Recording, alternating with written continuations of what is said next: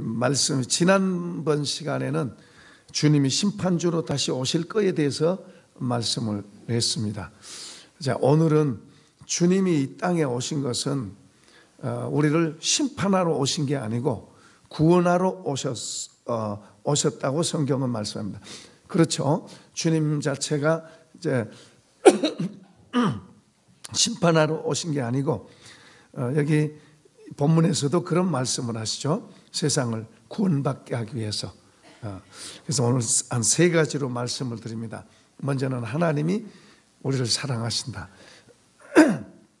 사랑에 대해서 말씀을 드리고, 그 다음에 또 한 가지는 이제 하나님의 사랑이 예수님을 통해서 우리에게 직접적으로 온 거예요. 간접적으로라면은 이런 모든 만물이 살아가고 우리가 살고 있는 것 자체가 하나님의 사랑입니다. 하나님의 은혜고.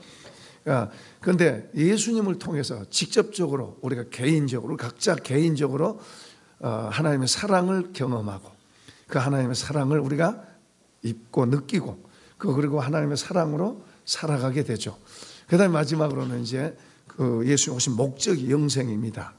영생에 대해서 이렇게 세 가지로 말씀을 드리고자 합니다.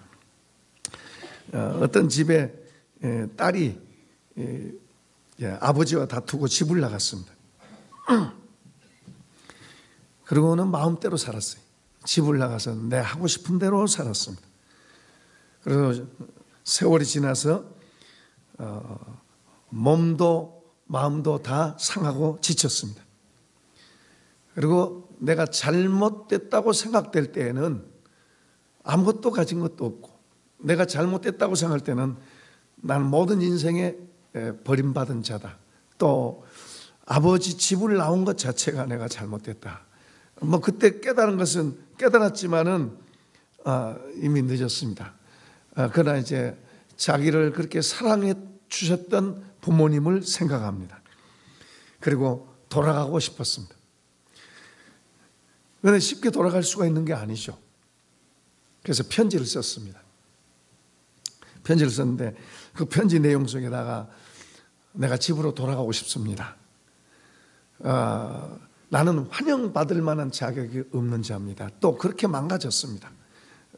나를 환영한다면은 기차를 타고 집 옆으로 지나갈 터인데 그 집 옆에 있는 버드나무에 그 나무에 노란 손수건을 걸어주세요. 그러면은 제가 기차를 타고 지나가다가 그 손수건을 보고 부모님이 나를 받으시는구나, 나를 환영하시는구나, 그렇게 생각하고 제가 부모님께 찾아가겠습니다. 그는 이제 기차를 타고 지나갑니다. 만약에 안 걸려 있으면 어떠지? 나 같은 사람을 부모도 나를 버렸을 거야 할 정도로 그 마음이 정말 피폐해졌습니다. 그런데 이제 이 코너를 돌아서 집이 보이고 그 집 옆에 버드나무가 보이고 쫙 보이는데 그 나무에 노란 수건이 걸려 있는데 하나만 걸려 있는 게 아니라 나무를 다 덮어서 걸려 있는 거예요. 이게 부모의 마음이죠. 그리고 이 부모의 사랑, 자식을 사랑하는 부모의 사랑도 이렇게 큰데 하나님의 사랑은 그보다 더 큰 거죠. 예수님이 하나님의 사랑에 대해서 성경에서 또 말씀하셨어요. 이와 비슷한 내용이죠. 우리가 잘 아는 탕자가 아버지하고 안 맞습니다. 아버지하고 같이 산다는 것 자체가 너무 불편하고 질식할 것 같아요. 사실 사람이 서로 마음이 안 맞으면 힘들어요. 같은 마음을 조금 적은 것 먹고 살아도, 좀 작은 것 먹고 살아도, 좀 작은 집에 살아도 마음이 통하고 마음이 하나 되면은 그런 데서 살 가치를 느끼고 행복을 느끼지만은 맛있는 음식을 먹고 의리의리한 가구를 진열해 놓은 집에서 산다 하더라도 마음이 안 맞으면 이게 지옥이죠. 이 부잣집인데 아버지도 좋은 분이고, 그런데 이 아들의 마음에는 아버지가 안 든 거예요. 사사건건 마음 부딪힌 거예요. 요즘 아이들 키우는 엄마들, 아이들 키우는 엄마들이 어린 아이만 아니라 커도 그럴 수 있어요. 커도 부모하고 마음이 안 맞아요. 특히 아이들 키우는 엄마들이 신방해 보니까 굉장히 힘들고 민감해요. 아이들이 제멋대로잖아요. 제멋대로. 아이들이니까 그러지만 좀 커져도 그런다면 이건 얼마나 힘들어요. 성경에는 부모에게 효도하라, 이제 순종하라 그래요. 순종하라. 이 순종하라고 하는 덕목을 잘 배워서 이 마음속에 순종의 마음을 담고 살면 하나님께서 복을 주세요. 길이 열려요. 이렇게 단순한 진리인데 이상하게 사람들이 순종을 잘 안 해요. 우리 젊은이들 부모에게 순종하는 것부터 배워야 돼요. 순종하면 하나님이 길을 열어주세요. 길을 열어주세요. 아주 단순한 진리예요. 그런데 스스로 어렵게 사는 거예요. 마음이 삐뚤어져 있으면 이 순종이 잘 안 돼요. 내 맘대로 하고 싶지. 여기 이 집에 둘째 아들도 아버지하고 이상하게 거슬리는 거예요. 그 아버지가 나쁜 말 한 게 아닌데 자식이 볼 때는 신경 간섭하는 것 같고 잔소리하는 것 같고 이렇게 들리는 거예요. 정말로 좋은 아버지인데도 불구하고 그 아들에게는 안 맞는 거예요. 그러니까 문제는 사실 아들한테 있는 건데 아들은 자기가 옳다고 생각하는 거예요. 많은 사람들이 하나님과 관계에서도 그래요. 또 사람과의 관계에서도 이런 오해 때문에 저쪽은 잘못됐고 나는 옳다. 이것 때문에 사람들이 서로 상처받고 사람들이 이것 때문에 힘들게 살아요. 조금만 더 마음을 내려놓고 상대방을 좀 생각하고 배려하는 그런 마음을 가지면은 많은 것이 해결되고 많은 것이 조화를 이루고 평화를 이룰 텐데 오늘날 현대인들은 자기 주장이 강해요. 자아가 강해요. 내가 옳다, 내게 맞다, 내가 원하는 대로 돼야 된다, 내가 하고자 하는 대로 돼야 된다, 이런 주장이 너무 강해요. 그런데 이렇게 살면 똑똑하게 보이고 이렇게 살면은 사람들이 와, 저 사람 괜찮은 사람인데 멋있다 이럴는지 모르지만은 하나님 앞에 인정받지 못해요. 하나님은 그런 사람을 쓰시지 않아요. 똑똑한 사람보다도 부족해도 다른 사람과 더불어 하나 되고 배려할 줄 알고 양보할 줄 알고 져줄 줄 아는, 그게 우리 예수님의 마음이에요. 그분은 얼마나 대단한 분이에요. 그런데도 져줄 줄 아는 분이에요. 그게 사랑이죠. 하나님의 사랑을 갖고 우리에게 오셔서. 그런데 이 탕자가 자기 아버지하고 부딪히니까 못 살겠다고 자기 목 갖고 나갑니다. 나가서 맘대로 살았습니다. 돈 있겠다, 사람들 모여들겠다, 하고 싶은 거 자유롭게 하겠다. 처음에는 그랬을 거예요. 내가 왜 거기 그 캐캐 먹은 집에서 캐캐 먹은 노인 밑에서 내가 왜 이렇게 힘들게 살았지? 이렇게 좋은 세상인데.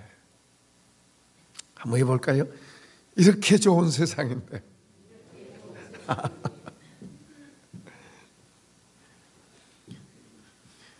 좋은 줄 알았죠.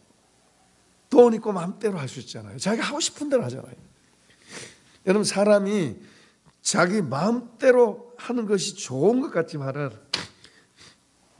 자기 마음대로 하는 그게 함정입니다. 어떤 사람도 자기 마음대로 하는 것, 그것이 함정이에요. 정권도요, 너무 그게 도달해서 내 마음대로 해가면 이게 망가지는 거예요.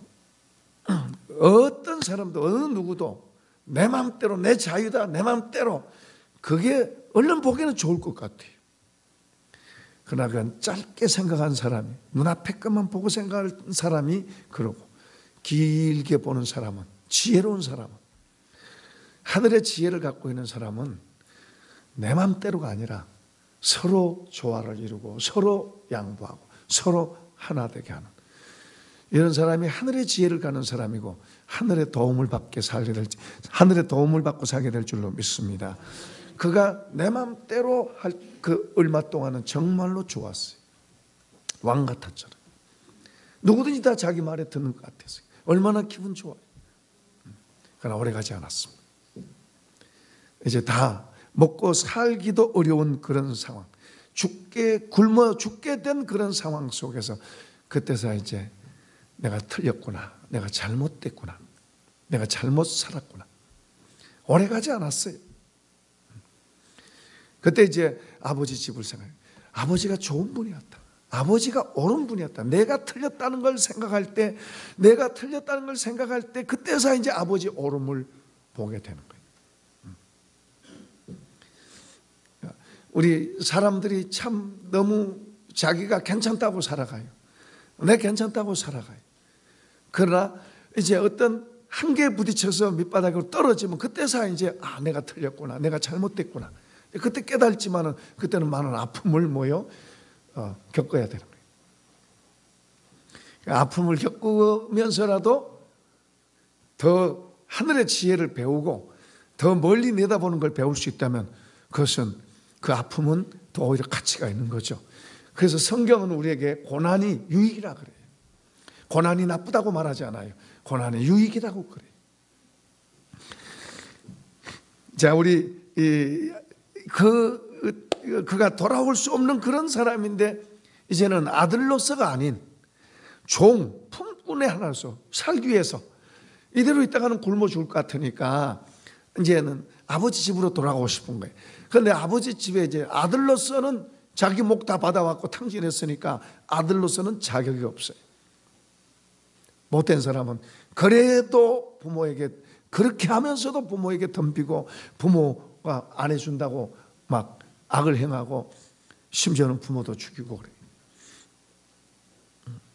이 탕자는 자기가 잘못됐다는 걸 깨달으니까 이제 아버지가 옳은 거예요. 아버지가 옳았구나, 내가 틀렸구나.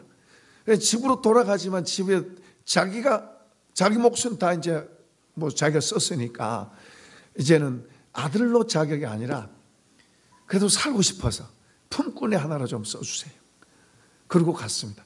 품꾼으로 써달라고 하는데 아버지는 아들을 다 환영하고 잔치하면서 아들을 종이 아니라 아들의 자리로 다시 세우셨어요.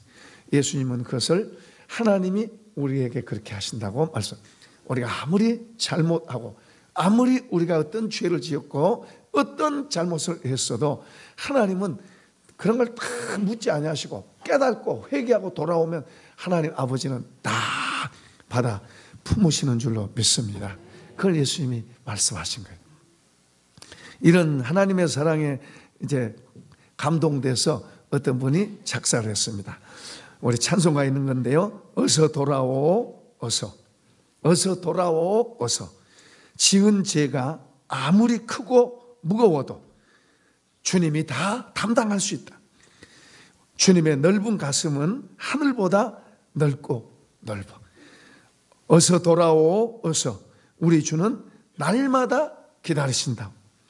나간 자식 이제 돌아오기를 밤마다 문 열어놓고 마음 졸이면서 나간 자식 돌아오기를 밤새 기다리신다. 하나님의 사랑이 우리를 향한 이걸로 다 표현할 수 없죠. 하늘을 두루마리 삼고 바다로 먹물 삼아도 하나님의 사랑을 다 표현할 수 없다고 그랬는데 지금 여기에 기록된 이걸로 밤마다 문 열어놓고 마음 졸이면서 기다리는 그 아버지의 하나님 아버지가 그의 택한 자들이 영원히 멸망으로 갈 사람들이 주께로 돌아와서 영생을 얻기를 원하시는 그 아버지의 사랑은 이걸로 다 표현 못하죠. 이걸로. 그러나 사람이 이렇게 표현해 놨어요. 나간 자식 돌아오기를 밤새 기다리고 있다. 하나님의 사랑은 그보다 더 크죠. 그보다 더 커서 기다리고만 있는 게 아니고 아들을, 하나밖에 없는 아들을 우리에게 보내셨어요. 기다리고, 이 찬송가에는 기다리고 있다 그랬지만은 하나님 아버지는 기다리고만 있을 수 없어서 아들을 보냈어요. 그러니까 16절 한번 읽어볼까요? 하나님이 세상을 이처럼 사랑하사 독생자를 주셨으니. 그거 보세요. 독생자를 주셨다고 말씀하세요. 하나밖에 없는 아들. 정말 귀하단 말이에요. 좀 더 정확하게 말하면 하나님이 사람의 몸을 입고 이 땅에 오셨어요. 하나님이 사람의 몸을 입고 이 땅에 오셨어요. 왜요? 사랑하기 때문에 우리를 구원하시려고. 우리를 구원하시려고 우리 그냥 두면 멸망당하니까 그냥 두면 그냥 그렇게 사는 거 그게 잘못된 거니까 더 좋은 삶을 그리고 영원한 삶을 위해서 하나님께서 기다리고만 있을 수가 없어서 그분이 오셨어요. 그것을 빌립보 2장에서 이렇게 말씀해요. 그는 근본 하나님의 본체시나 하나님과 동등됨을 취하지 않고 오히려 자기를 비어 종의 형체를 가지사 사람들과 같이 되셨고 죽기까지 복종하셨으니 곧 십자가에 죽으심이라. 세 번역으로 읽어보겠습니다. 그분은 하나님과 똑같이 높은 분이셨지만 오히려 높은 자리를 버리시고 낮은 곳으로 임하셨습니다. 사람의 모습으로 이 땅에 오시고 종과 같이 겸손한 모습으로 취하셨습니다. 이 땅에 계신 동안 순종하시고 목숨을 버려 십자가에서 죽기까지 하나님의 말씀을 따랐습니다. 요약하면 세 가지가 되겠습니다. 하나는 종과 같이 겸손한 몸으로 오셔서 섬겼다. 섬김의 몸으로 오셨다고 말합니다. 하나님이 사람의 몸을 입으셨어요. 여러분, 하나님이 사람의 몸을 입으셨는데 이것이 바로 뭐요? 하나님이 다시 말하면 예수님은 하나님이셨어요. 하나님과 같은 몸이었어요. 그 몸을 진짜로 보이시기도 하죠. 변화산에서 그분의 모습이 변합니다. 하나님의 본 모습입니다. 예수님의 본 모습입니다. 사도 요한에게 그 예수님의 본 모습으로 그에게 나타나십니다. 사도 요한이 죽는 자같이 됐다고 그랬어요. 구약에는 다니엘에게 보이니까 수일을 그 모습을 보고 수일을 알아 누웠습니다. 하나님의 본 모습을 보고 사람이 살 수 없습니다. 죄인 된 사람이 살 수 없어요. 그런데 그 하나님이 사람의 몸을 입고 오셨어요. 아바타라는 영화 우리 많이 보셨어요. 아바타가 바로 신이 사람의 몸을 입었다는 그런 말입니다. 확실하지 않은 것을 확실한 형체로 나타난 것을 아바타라고 말합니다. 기독교 용어로는 인카네이션이라고 합니다. 하나님이 사람의 몸을 입으셨다. 신이 사람의 몸을 입으셨다는 것을 인카네이션이라고 말합니다. 아바타라고 말합니다. 아바타가 그런 말이에요. 그러니까 보세요. 신이 그러니까 예수님으로 말하면은 그분이 하늘에서 모든 영광을 다 받고 사시던 그분이 사람의 몸을 입는 것 자체가 고난이고 고통이에요.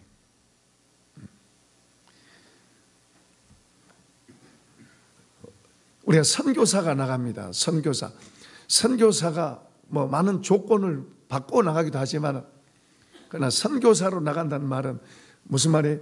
있는 데서 모든 조건들을 포기하고 복음을 들고 저곳에 복음을 전하기 위해서 모든 희생과 모든 손해를 감수하고 그리고 선교지로 하나님 보내신 곳으로 떠나서 거기에서 복음을 전하고 거기에서 희생하는 것을 말합니다.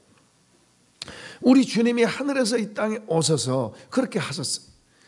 하늘에 오신 것 자체만 해도 그분은 모든 걸 다 희생하고 오신 거예요.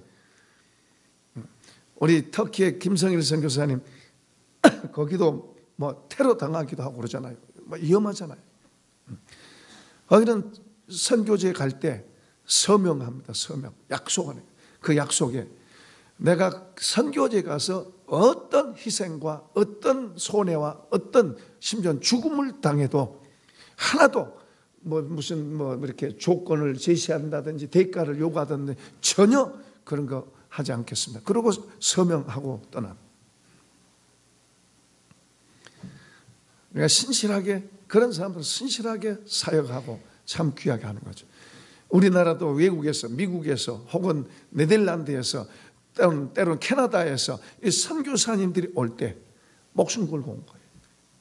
대접받으러 온 게 아니에요. 많은 선교사님들이 병에 걸려서 죽었어요. 풍토병에 걸려서 우리나라에서 살면 그 편하게 잘 살던 사람들이 우리나라 조선시대 때 그 열악한 환경 속에서 살면서 많은 사람이 병들어 죽었어요.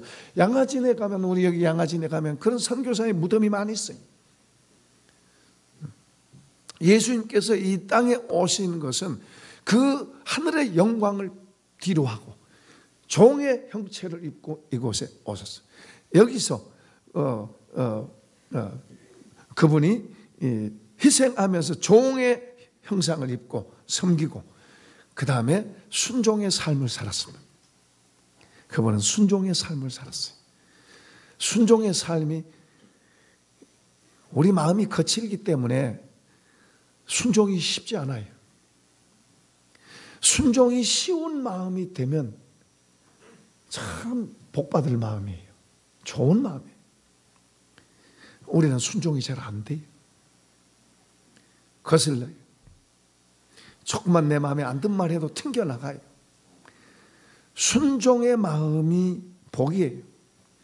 순종의 마음이 돼 있으면요, 하늘의 복을 받도록 돼 있어요. 아멘 합시다. 돈을 많이 버는 것도 좋지만 우리 마음을 순종하는 마음으로 만들면요, 우리 마음 속에 있는 마음이 순종의 마음으로 만들어지면 하늘의 복을 받도록 돼 있어요. 하나님의 복을 받도록 돼 있어요. 그런데 이게 잘 안 돼요. 우리 거칠어요. 마치 탕자처럼 내 맘대로 하고 싶은 거예요. 우리 모든 죄인된 사람은요, 죄인된 사람의 특징이 뭔가 하면 내 맘대로예요. 내 맘대로. 내 맘대로 하고 싶은 거예요. 순종이 잘 안 돼요. 그러니까 하나님의 은혜로 우리가 순종을 배우고 순종의 자세가 되면 하나님의 보호를 받고 하나님의 도움을 받게 될 줄로 믿습니다. 순종이 보물이에요, 보물. 그런데 이게 아무나 잘 안 되는 거예요. 예수님은 이 땅에 순종의 본을 보여서 순종의 삶을 살았어요. 그분은 대단한 분입니다. 얼마나 많은 사람들이 그분에 몰려들고 따라다녔어요. 대단한 사람입니다. 그런데도 그분은요, 나는 내 임의로 산다고 하지 않아요. 내 임의로 산 게 아니라 나를 보내신 분에 순종한다고 말씀하세요. 보내신 분의 뜻을 행하러 왔다고 말씀하세요. 그분은 이 땅에서, 그분은 대단한 분이지만 자기 임의대로가 아니고 보내신 분에 순종하고 보내신 분의 뜻을 따라서 순종하고 살았어요. 결정적으로 십자가까지요. 십자가까지 보내신 분에게 순종하는 그런 자세를 갖고 십자가까지 간 거예요. 그걸 그렇게 말하잖아요. 그분은 우리와 그분은 하나님과 똑같이 높은 분이셨지만 오히려 높은 자리를 버리시고 낮은 곳으로 임하셨습니다. 사람의 모습으로 이 땅에 오시고 종과 같이 겸손한 모습을 취하셨습니다. 이 땅에 계신 동안 순종하시고 목숨을 버려 십자가에 죽기까지 하나님의 말씀을 따랐습니다.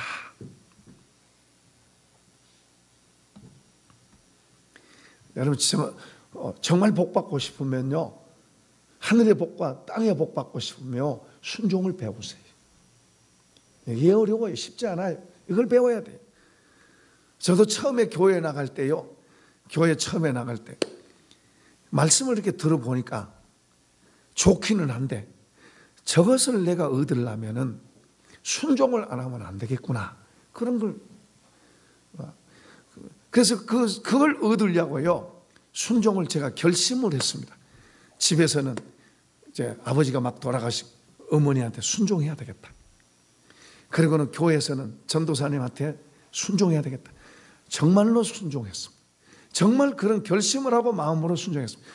그런데 전도사님한테 순종하는 건 좀 괜찮은데 어머니한테 순종하는 건 쉽지 않아요. 정말로 쉽지 않아요. 어떤 때는 아주 엉뚱한 말씀을 하시니까 정말 순종하기 쉽지 않아요. 그래도 그전 같으면 막 내 주장을 내세워가지고 말도 안 해 이랬지만은 이제 순종의 태도를 가지니까 어머니 그게 아닙니다. 꼭 그래도 하라 그러면 그냥 하라는 신윤까지로도 하고, 그렇게 하니까요, 하나님의 은혜가 속으로 들어요. 하늘의 복이 속으로 들어요. 속으로. 전혀 생각지 못했던 것들이 속으로 들어오고 깨닫게 되고 은혜를 받게 되고, 그러니까 얼마나 좋아요. 얼마나 좋아요. 그러니까 오늘날은 너무 거스르고 비뚤어진 시대, 우리 엄마들이 왜 힘드냐 그러면은 아이들이 자기 생각대로 살고 자기 멋대로 사니까. 학교에서도 교회에서도 참 그런 걸 좀 잘 가르치면 좋겠는데 본성이 삐뚤어진 데다가 학교는 공부만 잘하면 되는 거예요. 인성교육이 잘 안 되는 거예요. 그나마 교회에서 인성교육 시키는데 열심히 교회 잘 보내야 돼요. 우리 엄마들이 아이들 공부만 잘하는 기계 만들지 말고 부모에게 순종할 수 있는 아이가 돼야 나중에 효도해도 하고 세상에서도 가치 있는 사람이 되는 거예요. 그리고 하나님께 쓰임받는 사람이 되는 거예요.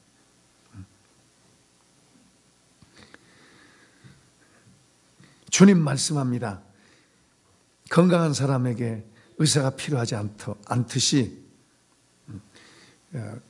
아픈 사람에게 의사가 필요하듯이 나는 의인을 부르러 온 게 아니고 죄인을 불러서 구원하러 왔다고 말씀합니다. 우리가 다 잘못되어 있어요. 그런데 문제는 잘못되어 있으면서도 나는 옳다 그런 사람이 있고 옳은 사람인데도 나는 부족합니다 그런 사람이 있어요. 하나님은 나는 부족합니다, 나는 옳지 않습니다, 그런 사람을 사용하시고 그런 사람을 불러서 고쳐주시고 치료하시고 그리고 세워주시는 줄로 믿습니다. 주님께서 이 땅에 오셔서 최고의 사랑이 뭔가 하니까 십자가의 죽으심이라고 성경 말합니다. 그분은 이 땅에 오셔서 아버지께 순종하면서 결정적으로는 십자가에 죽기까지 순종하셨다고 말합니다. 그것을 주님이 십자가에 죽으신 그것을 하나님은 그렇게 증거하세요. 하나님이 죄인을 사랑하시는 결정적인 모습이다 그렇게 말해요. 결정적인 행동이다. 죄인을 위해서 죽었다는 거예요. 로마서 5장 8절 이렇게 말합니다. 그리스도께서 우리가 아직 죄인이었을 때에 우리를 위해 죽으셨습니다. 이것으로 하나님께서는 우리를 향한 그분의 사랑을 나타내셨습니다. 무슨 말이에요? 그분이 십자가에 그냥 죽은 것 같지만 하나님은 죄인을 사랑하시는 최고의 행동이라고 말씀하세요. 아멘. 그분이 나약해서 십자가에서 나약해서 죽은 게 아니라 하나님께서 그분을 죽게 하셨는데 그 죽게 하신 것은 하나님이 죄인들을 사랑하신다는 최고의 행동이란 말이에요. 최고의 액션. 십자가를 볼 때 날 위해서 죽으셨다. 십자가를 볼 때 비참하게 왜 저렇게 죽으셨나가 아니라 하나님이 나를 저렇게 사랑하십니다. 한번 해봅시다. 하나님이 나를 저렇게 사랑하시구나. 아들을 죽이기까지 나를 사랑하는 게 하나님의 사랑이에요. 어떤 부모가 그러겠어요? 어떤 어머니가 그러겠어요? 어떤 사람이 세상에 그런 게 있겠어요? 하나님이 나를 사랑하시기 때문에 나를 살리려고 십자가에다 그분을 못 박았다. 이걸 하나님 말씀하고 있어요. 이게 사실이에요. 우리가 이해가 안 될지라도 하나님은 이게 사실이라고 말씀하고 있어요. 왜 이렇게 하셨어요? 그게 이제 본문을 한번 다 같이 읽어보십시다. 15절서부터요. 시작. 이는 그를 믿는 자마다 영생을 얻게 하려 하심이라. 하나님이 이처럼 세상을 사랑하사 독생자를 주셨으니 이는 그를 믿는 자마다 멸망치 않고 영생을 얻게 하려 하심이라. 하나님이 그 아들을 세상에 보내신 것은 세상을 심판하려 하심이 아니고 그로 말미암아 세상을 구원을 받게 하려 하심이라. 영생을 주기. 한번 합시다. 영생.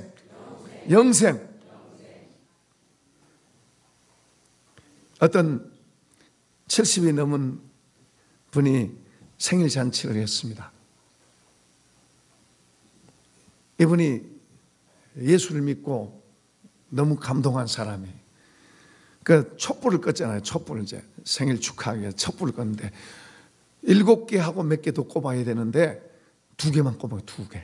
그러니까 아니 왜 2개 꼽으세요? 내가 지금까지 살아온 게 내가 잘못됐고 헛된 삶을 살았다. 예수 믿고 이제 내가 이게 사람이구나. 이게 사람이 사는 거로구나. 하나님 앞에 사는 삶이 바로 이런 거로구나. 그게 이제 2살 됐다는 거예요. 그리고 촛불 2개를 꼽은 거예요. 니고데모가 똑똑한 사람이죠. 자타가 인정한 똑똑한 사람입니다. 백성을 가르치는 사람입니다. 그 사람이 예수님께 와서 대화를 합니다. 하나님 당신과 함께 하지 않으면 당신이 할 수 있는 그런 일을 아무도 할 수 없습니다. 예수님 전혀 다른 이야기 하세요. 너가 거듭나야 된다. 너가 다시 태어나야 된다. 다시 태어나지 않으면 하나님 나라 갈 수 없다. 그래서 깜짝 놀라서 내가 나이 들어서 이렇게 노인인데 여기 내가 나이 들었는데 어떻게 내가 우리 어머니 자궁 속에 들어갔다가 다시 또 나옵니까? 이해가 안 되는 거죠. 그가 전혀 그는 이해되지 않아요. 그러나 예수님은 다시 태어나야 된다는 것을 말씀합니다. 부모로부터 태어나서 우리가 사는 것은 몇십 년 살다 죽으면 끝나요. 그러나 우리가 하나님으로부터 다시 태어나는 거, 하나님으로부터 다시 태어나는 거, 이건 영생을 얻는 거예요. 이 영생은 영원히 사는 줄로 믿습니다. 이걸 성경은 말씀하세요. 오늘 여기서도 영생을 얻게 하기 위해서 예수님이 십자가에 죽으셨다는 거예요. 영생을 얻기 위해서 저와 여러분이 영생을 얻고 영원히 살게 하기 위해서 십자가에 그분이 죽으셨다고 말씀하는 거예요. 사도 요한이 증거합니다. 요한일서 2장 25절에 그가 우리에게 약속하신 것은 이것이니 곧 영원한 생명이다. 그분이 우리에게 약속한 것이 이것이다. 곧 영원한 생명이라고 말씀합니다. 요한일서 한번 띄워보세요. 요한일서.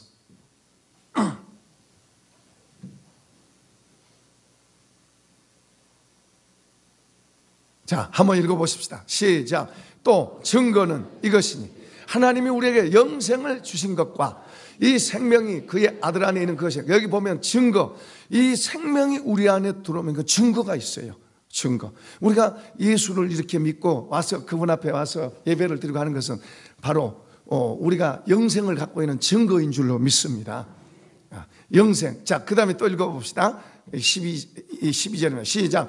아들이 있는 자에게는 생명이 있고 하나님의 아들이 없는 자에게는 생명이 없느니라. 그러니까 예수님이 바로 영생이고 그 예수님을 우리가 영접해 있으면 그 영생도 우리 속에 있는 줄로 믿습니다. 한번 옆에 사람 해봅시다. 당신에게 영생이 있습니까?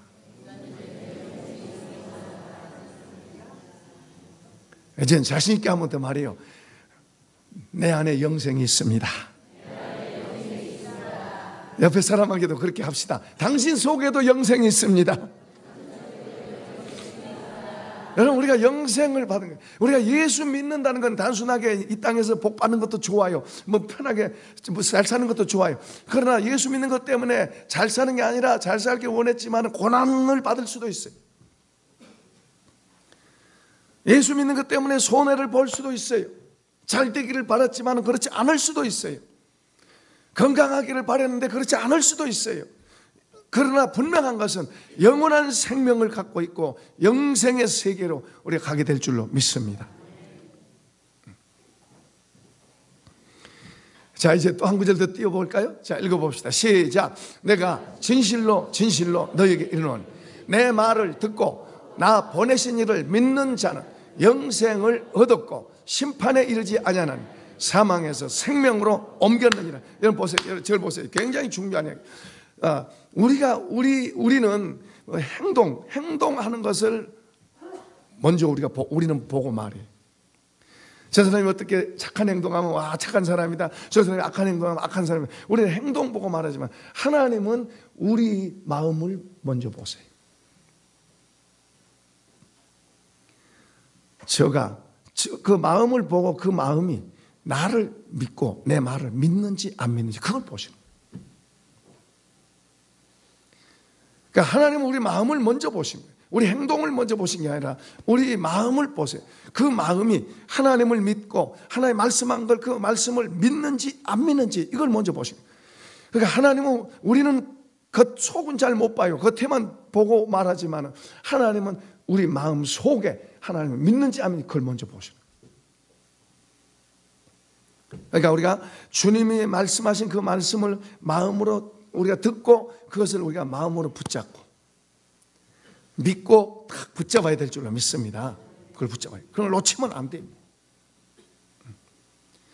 그러니까 마음으로 우리가 주님을 믿고 붙잡고, 영생은 주님이니까 그 주님을 우리가 믿고 딱 붙잡고, 주님 나는 믿습니다. 어떤 일이 있어도 나는 믿습니다. 바람이 불어도 믿고, 비가 와도 믿고, 태풍이 와도 믿고, 아멘.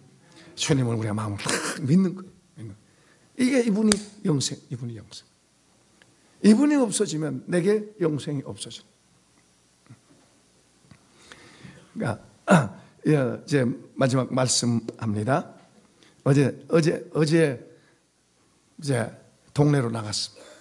하나님의 사랑을 어떻게 좀 이렇게 전달하고 나눠볼까? 그러고 그 마음속에 내가 만약에 손이 필요한 사람이 있으면 손으로 돕고, 하나님의 사랑을 손으로 전하고, 내가 뭐 어떤 주머니 것을 꺼내서 도울 사람이 있으면 내가 그걸 돕고, 아니면 내가 입으로 주님을 전해서 도울 수 있으면 돕고, 이 사랑, 하나님의 사랑을 전하자, 그 마음을 갖고 나갔습니다.